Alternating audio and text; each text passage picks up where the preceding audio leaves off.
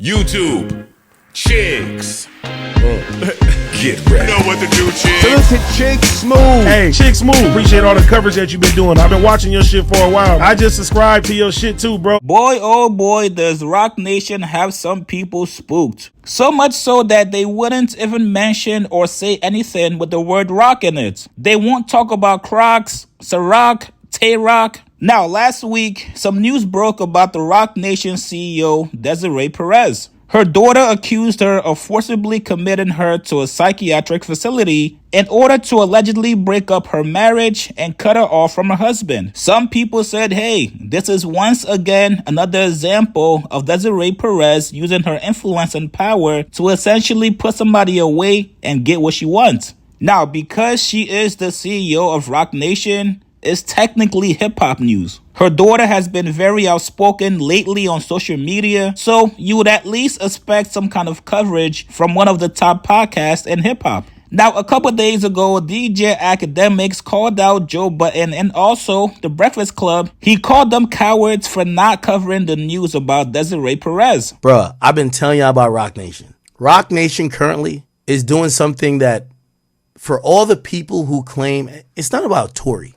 Roc Nation is intentionally harassing, bullying, trying to take down many young. Listen, they're not me. Again, I don't got money to bang with Roc Nation. I don't want to go to war with them. I told y'all that already. I'll apologize to JC. I'm good. I know how to pick my battles. That's why I'm undefeated in my eyes because I don't take losing battles.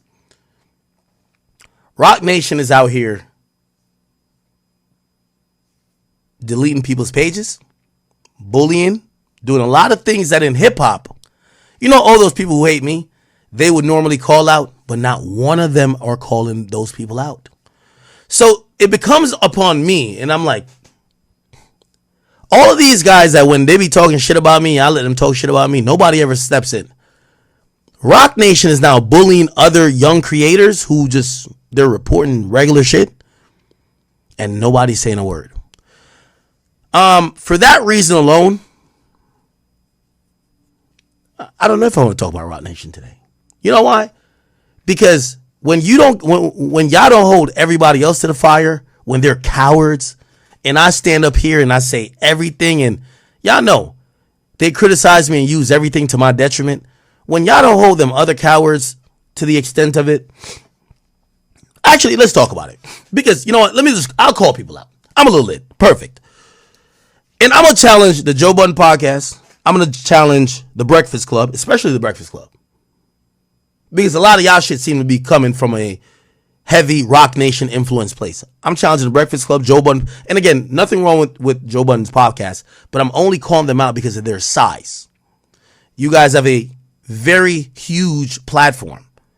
Now, I'm trying to say, I don't want to fight no battles by myself because half of y'all, not the people I named Breakfast Club or Joe Budden podcast, want to see me go away. But there's a bunch of other facetious members.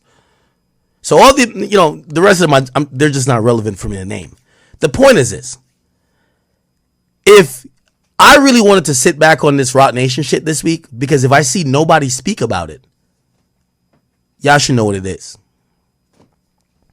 Roc Nation is using heavy-handed, somewhat maybe possibly illegal tactics to silence opposition or criticism of them and their employees. Remember back in the day when I started throwing up the rock and I started saying, I don't want no beef with these motherfuckers? Y'all say I'm pussy. You could call me pussy, but if I'm pussy, what are the other people who don't speak about them at all? I'm the first one who told y'all the reason Bobby Shmurda's career is in shambles is because of Roc Nation. Roc Nation did so much shicey shit with Epic. Epic wanted no parts to do with Bobby. They said, y'all go get him. But we going to have to fight it out on a legal perspective because we own him and y'all been interfering with our contract with the nigga. So now Bobby Shmurda gets no support because it's going to be a legal fight. They tried to do it with Uzi. They did it with Meg Thee Stallion. I've been telling y'all this. But again, let me tell you this. I'm not Jesus. I've never told you I'm Jesus. Never confuse act for the one that says, no, I'm just here to die for y'all sins. No. So when I look around and I see, ain't that Debo? And everybody was like, nah, we gonna fuck Debo up. Yo, let's ride. Everybody was ganging up with me like, all right, let's ride. I show up. I look around, so where y'all at? Everybody at home. Everybody like, oh, I couldn't get a babysitter. I'm not fighting Debo by myself. So I told y'all I want no smoke with Roc Nation, and I still don't want no smoke with him. But I do want y'all to hold these other media outlets accountable. Let me tell you what's happening with Roc Nation. I don't necessarily care about Desiree Perez, who's the CEO. By the way, if you don't know her history, 6ix9ine first mentioned her back in the day. Desiree Perez is a woman who used to be doing things in and in accordance with drug dealing. She was working with the cartel. She was transporting drugs. She got caught. Her boyfriend or whoever else she was dealing with at the time, they were also involved in the drug trade. She took a plea and she was a state's witness. The same thing. This is why 6ix9ine was confused. Why does the industry bow to Desiree Perez, who was this is known, who cooperated against the cartel, but they're down to oust me because I cooperated against the 9 Trey gangsters. At that point, everybody had every excuse. Oh, well, she's a woman. A man snitching, problem. We can't fuck with him. A woman snitching, come on. It's a woman. All right, bet. You got it. Now, if you guys watch the Joe Budden podcast, if you guys have been a fan for a couple years, you guys should already know by now there's a few people Joe would not talk about in a negative light. Jay-Z just happens to be number 1 on that list. Fabulous is also on that list as well. And before we found out Diddy actually liked having men's cum on his nipple, he was also on that list for Joe as well. And I think Akademiks actually knows this, but he laid the trap nicely for Joe, and Joe took the bait. Now, today on the Joe Budden podcast, episode 831, Flip brought up the news and asked him, hey man, there's people out there saying that you guys are scared of Roc Nation. So much so that you guys refuse to cover the news about Desiree Perez. Now, before I play this clip for you guys, please note that Queen's Flip actually tried to give Joe a way out. He told him, bruh, listen, when it's me, if anybody that I fuck with has anything negative in the news, I don't talk about it. Joe could have easily said, yeah, you know what? Me too. Any news about Jay-Z that's negative, I'm not talking about it. I don't ever want to speak negatively about Jay-Z on my podcast. But instead, Joe actually crashed out on Ice after Ice called him out for being a hypocrite. Here it is. You've been one of the guys that gone against the machine. And then now they're saying, now they're saying, as you being the person that did it, now they're saying that we up here may be afraid to speak on Roc Nation and the things that's talked about that's going surrounding it. What is your outlook on that? As far as speaking on things, do you reserve? They said that. Nigga, Akademiks said that. And some other people. It's a lot of people. It ain't just him. What are we talking about? It's not just It's a lot of people. So I want to know, because you my man, so I'm down. I'm on the same type of time you on. So, meaning that I don't speak on shit if I have a relationship. Me, I can identify. If I have a relationship with somebody, I'm not speaking on it because I don't want to. Right. Regardless of how egregious it may come off, I'm not going to speak on it because I respect my relationships. Mm-hmm. So, like, if there was like a festival where things didn't go perfectly, you wouldn't like bomb shit on I'm it. gonna fuck you up. Okay? No, I wouldn't do that. But I want to know when people say that towards you. That's good for you though. As you wanna being give the 5 guy. tickets to the Tone Deaf Girl. Yeah, you try to distract me. As you being. I'm not. Let me try to. I saw Axe say that. I didn't see nobody else. There's a couple people. A lot of people say. Is there people anything follow like responded to that by saying, Yeah, yeah, they up here No, not doing I'm gonna it. be honest. I saw it was people tagging posts before he posted that. Like, yo, y'all not gonna talk about this? Y'all, I saw it. There was specific topics that they feel like we avoided. Yes. Yeah. Yes. Roc Nation. And I just want to hear from you how you look at that, Joe. It's a good question. You know, maybe I'd be far removed from shit. My brain be so different from what the internet is saying. We don't know. In my brain, Shut up. I was about Don't to. talk I'm like your cheerleader, I'm motherfucker. talking to them. Oh, okay. I'm your cheerleader. What I'm saying is the Desiree story broke while we were still recording. To me, Yes. That's true. that story. But there's been what is the other Roc Nation story that people have run from up here quickly? Because we want to advance this. There's been talks of Tory and other stuff like that. the shit that Desiree That herself can't possibly apply to this podcast. No, because he told you that's what I'm saying. That part. That's what I'm saying. That cannot possibly apply to this broadcast. But I think you speak of it over. I don't. But I think what they're saying is that you don't identify that Rock Nation may be playing a role in why Tory Lanez in jail. That's the angle that they're taking. You never say that. You just say, yo, free Tory. I said it, but you never say, yo, I can see Rock Nation playing a part. You never. Well, one, I don't have no proof of that. True. And it's bonkers. Just my take, speaking for myself. Got it. I won't go that far. I don't think it's bonkers, but I don't have any proof of it. One, and two, that's Hov's company. I do have a certain respect for him. There we go. I don't know. I don't have a relationship with Desiree. I've never met Desiree. I don't have any equity there. Okay. So she's in the news now in a story that I'm sure we'll get to at some point. But that story just broke. But why? But why? But Joe, and even that, I do have a certain type of, pardon me, Mark, a certain type of sensitivity to speaking about any story with anybody's children. I agree. Well, I was going to say, like, why would you report I want that to be story? very clear on that. That's not a Rock Nation thing. Anybody story that include their kids and how they going about parenting or not parenting, I let that play out. I don't rush to get to that. I can't let you do that. Do it. We ain't do that with Brian McKnight, kids. Stop it. You didn't. Stop it. That is the truth. My nigga. Do you have another example? I'm just giving you an example. You said any story with anybody's kids, you just let it play out. And we did not do that. Brian McKnight. And rest in peace. Brian McKnight. Nico we'll goes get to to later. I hate when y'all do that. When we making like a profound point and y'all bring up something that's just ass cheek stupid. Brian McKnight denied kids and wanted nothing to do with his kids. I have a stance on that. Dog, I'm just telling you where I stand. I have a loud stance on people that want absolutely zero to do with their kids. Nor do I grant them the same rights and privileges as people who are trying to raise their kids. I'm lost. Joe, do you have another example outside? I don't have another example. Brian I just McKnight? gave one. You so said now let me get back to what kids. I'm saying about how I carry it with people and their kids, and then you can announce how you carry it. I hate this gotcha moment shit you niggas do with shit that don't make no sense. It ain't no gotcha Brian moment, McKnight bro. wanted nothing to do with his kids. Ain't claiming his kids even in death freeze. Please leave me alone right now. I'm telling people about how I carry people with kids.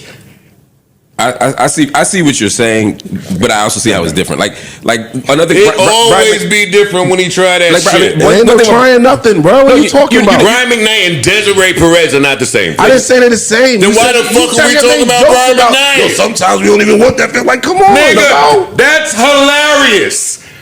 Go ahead, Mark. I think that's hilarious. What do they have to do with what the fuck I was saying? Nothing to do with nothing, Joe. Go ahead, Mark, please. Freeze, I think you're right. I think we do talk about kids and I think you're right. We do. That's all I'm saying. Right. But I think it's important, though. So I think a better statement might be that it's certain kinds of conversations we have and certain kinds we don't. For me, one thing is it just about this person's business or does it advance a bigger story? Like, for example, the only reason Vanessa Bryant was interested in me today was because we had a whole conversation that was bigger, right? That was bigger than her. So that even after we knew the story wasn't true, it was still worth talking about. To me, Brian McKnight's story is worth talking about because of all the shit that comes with parenting and children. Also, he's on social media talking about his kids too, which is different than Dez, who's not on camera saying, "Hey, this thing happened to me." So I think that's different too. So for me, and the Dez story to me is only interesting if we're going to report on it. I agree, and I don't think that's what we do here. You know what I mean? So I do think there's a distinction. But there is a conversation there. How far are you willing to go to protect your child, or to protect your children? That's a conversation. Yeah, we could have that conversation, but I'm saying I don't think it's. But the narrative on the internet is like y'all are running from that story. It's like, well, that's not a story that I think needs to be told. Me personally, the narrative on the internet is anything Hov/Rock Nation related. We won't touch. Hov got sued, and that's not true. Yeah, right. That's just not true. That's not true. But that's the narrative. They make it seem like we all up here, we claim Hovengers, we love Hov, et cetera, et cetera. So we're afraid of Hov. We can't say anything. I'm unfamiliar. That's it. I'm unfamiliar with the story, but is the story like something that should not have? It's not meant for public consumption, and just it got leaked or whatever. No, it's on the news. No, it's on the news. It's out. I understand that, the but daughter sued her. It's out. Got it. Yeah. I just don't think to me, it's not about the music business. It's not about black culture. It's just a story about this person who happens to be famous. If were she not famous, we'd have no interest in that story. That to me is why we don't talk about it. The only reason why people care about it is because she's affiliated with Rock Nation. Yes, I'm sure that's a lot to say because she's not famous. She's an exec somewhere. That's it. That's the only reason why they care. Yeah. Right. So all these conspiracy theories, y'all afraid as if like It's not that. Hove calls in and says, no, we're not talking about that. Right. It's bullshit. That's the part I hate sometimes just working here for a short period of time is I'm now being introduced to all the conspiracy theories about this show and all the stuff that people think we do and don't do. You know, all the people who call in and tell us what we can talk about, what we don't. Yeah. All the segments that get cut out that I never even knew happened. I let Flip do that because I know how he fucks with the algorithm. Them narratives would die where they was birthed at. That's right. He's right. It correct. Me. I would never respond to somebody that's saying, "Yo, you running from it, nigga." No, he's right. Or the real ice answer is, so it's my show. If I want to not speak about it, I don't have to speak about it. That would be an ice answer. Yes, 100%. Like, yo, dog, you want to talk about it? Go on your platform and talk about it. Talk about I it. agree for you. We reserve the right to say whatever. Talk about what we want to, or not talk about what we don't want to up here. And to Flip's point, if I do have a relationship with you and there's some shit that's potentially disparaging or could get you jammed up, I reserve the right not to talk about it. That's the real world. Right. And we're transparent about that. That's the real world. It's not like That's we're not the real saying that, world. right? Go on, get off the internet, go outside. That's the real world right there. Yeah. Everybody got relationships. You hear something about somebody that you really fuck with, you might not talk about it. True.